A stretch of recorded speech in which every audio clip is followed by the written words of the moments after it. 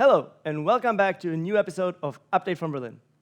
The Bundestag has a full agenda this week, so let's get right to it. MPs are going to discuss changes to the online access law, which pushes government entities to increase the use of online and digital tools so citizens can access their services online. They will also talk about various measures on climate protection, ranging from mobility to energy efficiency to Germany's hydrogen strategy and changes to Germany's Federal Climate Protection Act.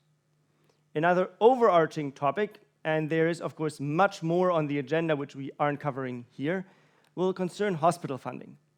There will be a discussion on transparency on hospital treatments and a debate on changes to the hospital system in Germany. On Friday, the Parliament will discuss the EU AI Act, among other things, which regard to the scope of interpretation which might remind you of the GDPR. Looking at the committees. On Wednesday, the Health Committee will have a hearing on the future of Germany's public health service.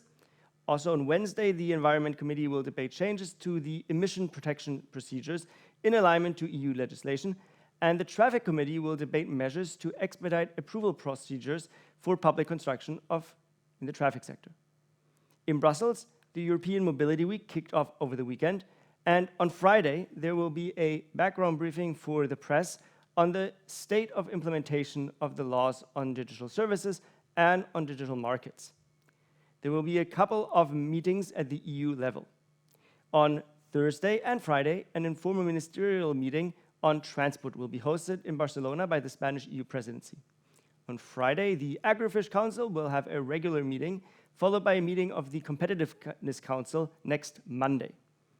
That's it for this week. As always, leave a like, comment, and share this video with your friends and colleagues. Bye-bye.